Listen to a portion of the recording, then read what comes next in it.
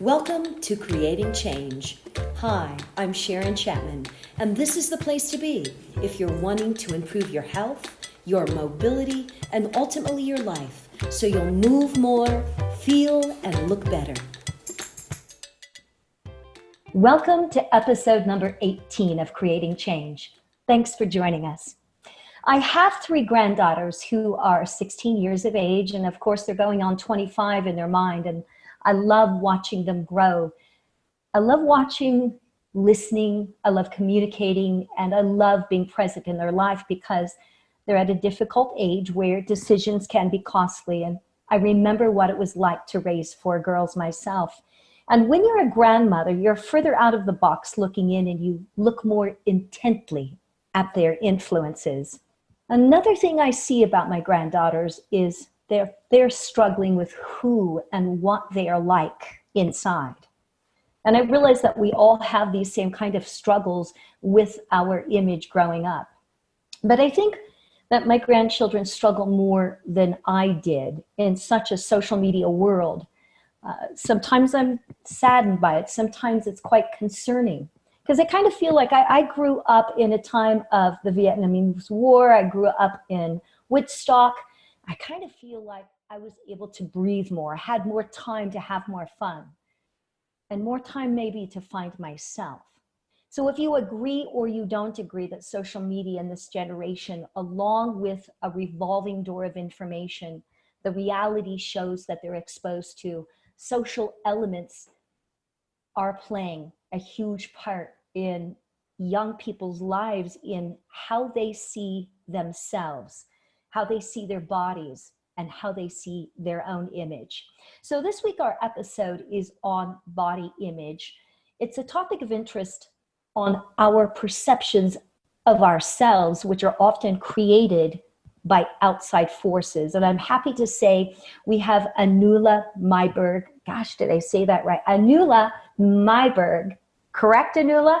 Yes. With us. And, you know, I'm excited because I honestly do not know her personally. But Anula, I don't know if you've had this experience, but it's kind of funny how you can watch someone from afar on social media and you feel like you know them without they knowing you. And I purposely didn't talk to Anula a lot because I kind of want to get to know her within this podcast. But watching Anula on social media, I know her voice. It kind of reminded me of Mr. Rogers, and I don't mean to compare you, but I think Mr. Rogers is awesome. I was a former kindergarten and early education teacher, so it's very calming, it's secure, it's strong, it's extremely directing. I've watched her from afar for a number of years because I admired her for her twist on Pilates. She does classical Pilates with contemporary variations, and I'm very attracted to her functional approach to body mechanics. And the biggest reason I like her is because I feel like she has something to give and to offer the world in the world of movement and also in the world of self-awareness. So my impression of her thus far is that she seems very real. So welcome, Anula. How are you? I'm good. Thank you for that generous introduction. Well, you know, gosh, years ago, Anula, I read the article in Well Good about how you were invited to the March Madness. And if you don't know what that was a social media post campaign that launched awareness of Joseph Pilates movement techniques from his return to life through controlology. And you were to put those in social media posts. And I thought it would be a great idea for you to explain to us your approach that you took with this specific campaign. The campaign was taking the original 34 mat exercises and giving them a twist with 80s dresses that I happened to collect. So the campaign started off with each exercise had its own dress, and each day correlated with a different exercise. So it was a month-long campaign. That was cool. Do you have a copy of that, like in a calendar of some sort? I made a poster of it at the time. So if anybody wanted to remember or, you know, maybe hang it in their studio, they could, because it turned out, you know, it looks cute.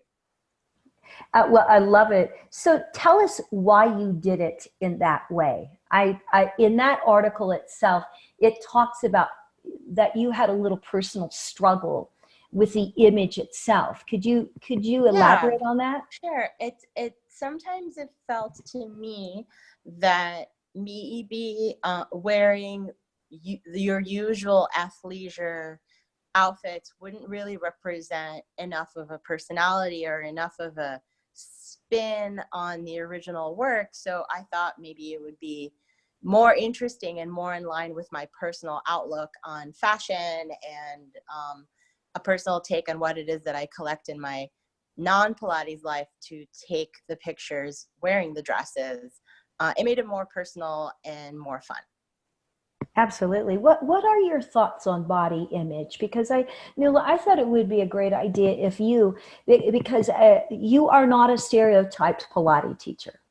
I mean, I think that when I see you and then I hear you and I listen to your description of very functional movement, you are amazing to me because you pinpoint out that Pilates is for every single body out there.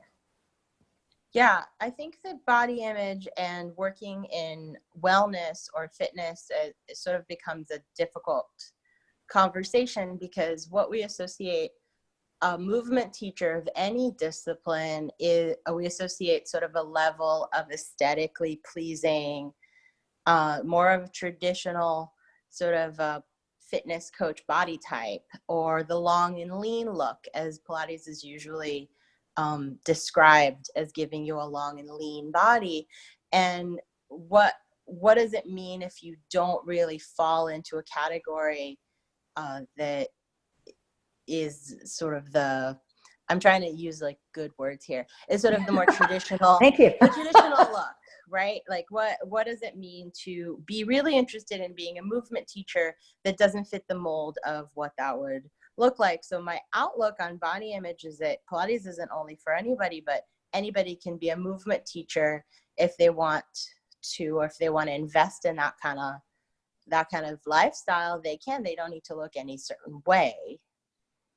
Absolutely, and I think that Yeah. that's very true. Do you believe, though, that people are feel like do they feel intimidated by social media when they actually see Pilates and they see a specific kind Yeah. of, and you know, Anula, I know exactly what you're talking about because I'm very short, I'm very big breasted, big butt, and I'm not your sleek, long legged. I'm very, you know, I don't fit that mold either. And I think it's very intimidating. I think that the thing that I hear most commonly from people who I've maybe been curious about starting Pilates but haven't, or feel like they're not really welcomed in that world, is that they maybe need to lose weight before coming to class. They need to get a cuter workout outfit.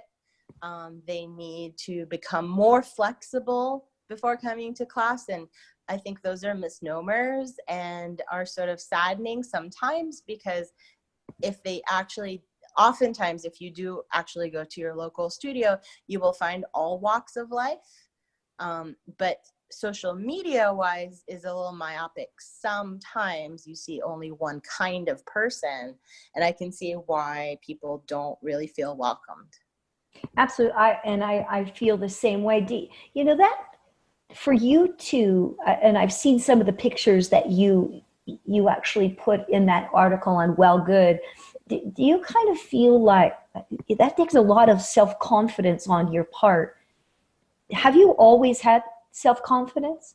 No, I think it's a fake it till you make it kind of thing. I come from a world of being in art school for most of my life. So putting myself as the subject of the portrait, for example, is one of those things that is groomed into you when you're in art school. There's some form of diaristic self-portraiture that is probably part of everybody's art school experience. So I was pretty well versed in what it's like to be in front of the camera, but it doesn't ever feel natural or exactly very comfortable. No. Was it hard? Was it hard to gain? I know you said make it, fake it until you make it, but was that hard for you to gain that confidence, or is that something that you go out every day and have? Or is I it don't think, something? yeah, I don't know that I ever wake up on my way to work of any kind with a great deal of confidence, but I do have to fake it in order to do my job, right? So if we're being brutally honest, it's never really something that I don't feel like it improves that much. You sort of always feel a little self-aware, and maybe the imposter syndrome kicks in. That is sort of ever present. Yeah. Are you easily intimidated, Anula? Yeah, I think so. I think that it's very easy to rattle my whatever confidence you sort of like acquired over the years of teaching. It's easier to knock me off my game. Yeah.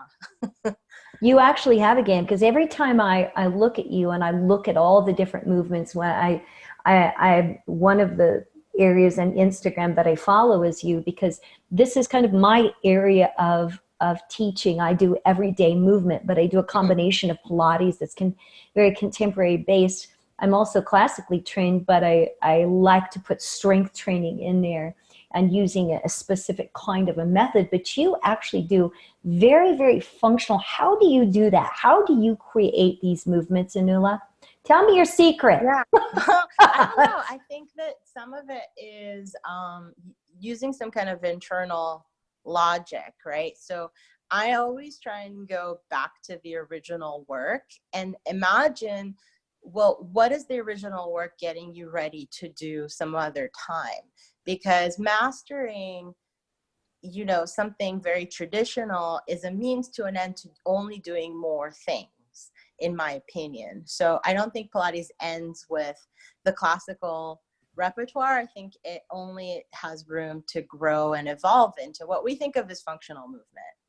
Yes, absolutely. What do you think Joseph Pilates would think of your methods? I don't know. I don't know that he would care. I don't think he would concern himself with other people's approaches to his work. I think he would probably be focused on what he's doing. But if we ever really, I mean, if paths would have crossed, maybe he'd be intrigued. But yeah, I can't imagine that he would be super curious about what other people are doing. He seemed very happy and self-sufficient. I Yeah. always thought of Joseph that way too, because I Yeah. hear that. Well, I do, just because I'm in Facebook groups with just classical and just contemporary. And occasionally we hear a rift between classical and contemporary. And I often think that Joseph Pilates would not want us to do that. No. He would be He'd happy be busy that, with his own problems, and he'd be happy the fact that we were all moving. And I I think think he would that, also, yeah, he'd also be happy with people still being fully fascinated and very much embedded in his work. I think that's only a compliment. absolutely. But a clear theme that comes out in all of your movement work is the theme of balance. Mm. Do Yeah. you find that? I mean, I can't imagine you not seeing that, because Yeah, I think that the way the last few years have gone to sort of a distilled place of what it is that I actually want people to learn after spending any amount of time with me. So even if I have an hour with someone or a few years with someone, what do I really want them to remember from our time together? And it kind of boils down to the idea that everybody, no matter who they are, their level of ability, where they are in their life, physical ability, whatever, is they're dealing with mortality and they're dealing with gravity. Those two things are ever present in a human's lifetime. And if we really want to fight gravity, we have to figure out how to balance. And if we want to live longer, we have to figure out how to balance. So, and that's where the thoughts are. How long have you been in Pilates, Anula? I've been teaching for 10 years. Is this something you came out of art school and discovered? I came out of art school with a lot of student loan debt, and That's the like, American way, Anula. yeah, that's exactly right. And I decided that I needed to do something that was more of a vocation. And I had a pretty great Pilates practice going for myself throughout college. And one of my teachers had suggested that I go get certified because the studio that I really loved needed to grow its staff. Um, and I was thinking, well, that would be a nice way to supplement my art student income. So do you still do art? I think I I don't really do it formally, which is somewhat of a thing that I'll probably have to get back to at some point. But I find that what I do on social media is a creative outlet that's sort of enough for now. Absolutely. But I'm always amazed at your inspiration. What inspires you to continue in a more of a contemporary? I know that you're always, I was just watching one this morning that you did with a very large ball. Mm. And you rolled to a teaser position. And I understand what you're saying in terms of always going back to those classical moves, but just putting that twist upon it. Have you always followed the rules in terms of, or have I you think, always been around? yeah, I think I am very reverent to the fact that if you are going to break the rules, this comes from art world stuff. If you're going to break the rules of traditional art making, you better know the rules really, really well. You can't break the rules without being very well versed in what they are. So if I'm going to do something in the Pilates world that is the not exactly traditional way, I better know the traditional way really well if I'm going to say anything about it. You say this great, and I'm not sure where this comes from, but it's on one of your Instagram page, and it says, worry less how beautiful it looks to me and worry how it feels to you. What was your purpose behind that saying? Well, I found that the language when I met with fellow teachers mostly was, well, I'm going to perform, let's say, the teaser. And the word perform was felt very loaded to me because many Pilates teachers, this is a huge generalization, but there are many Pilates teachers that come from the world of performance. And they, I think, some of the time conflate the practice of Pilates with a performance piece. And the average or the lay person or the non-professional mover doesn't really see some of the time their Pilates practice as a performance. So I want my students or people who work with me to worry more about how things feel and be less concerned with what they look like to others. Like, what did that look good to me is less of an interesting question. I'm more interested in what that felt like to you. Confidence does come out in you, Anula. Even though you might not feel that every day, I think that you're giving a lot of support to both classical and contemporary teachers in terms of setting yourself out there and showing people that anything is possible. Yeah, I think that the vulnerability, you know, is definitely part of the work. I think it's incredibly vulnerable to go into a group class and follow along with the teacher, any group class. It's very vulnerable to do a one-on-one session with someone where their eyes are physically on your body for an hour several times a month. Like, those relationships are intimate and vulnerable, and the way to honor and acknowledge that the practice of Pilates can be very vulnerable is to, you know, walk the talk. Do you feel like, well, I've often felt like the body image and the way that we portray our body image can be anchoring at times. In your own students, in your and your clients, do you feel like how you're moving them helps with body image? I try and use as much empathy as I can with my choices. So if we're doing something in a group, what would be the least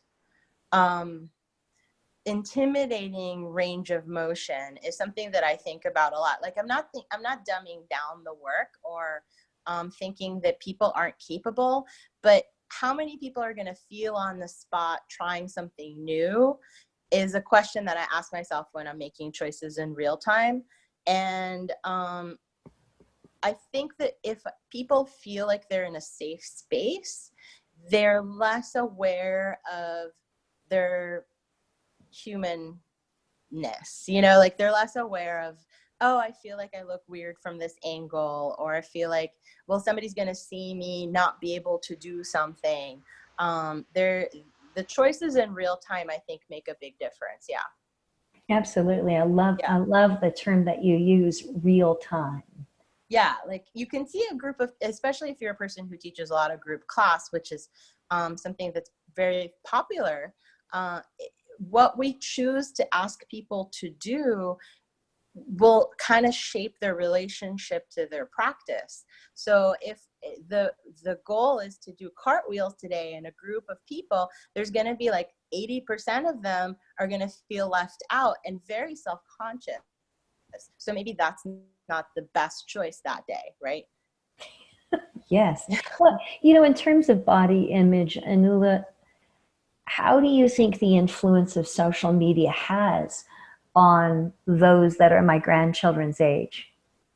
I think it's the younger the person is that we're talking about, the more social media has been something they take for granted in their life, right? Like I didn't grow up with any social media.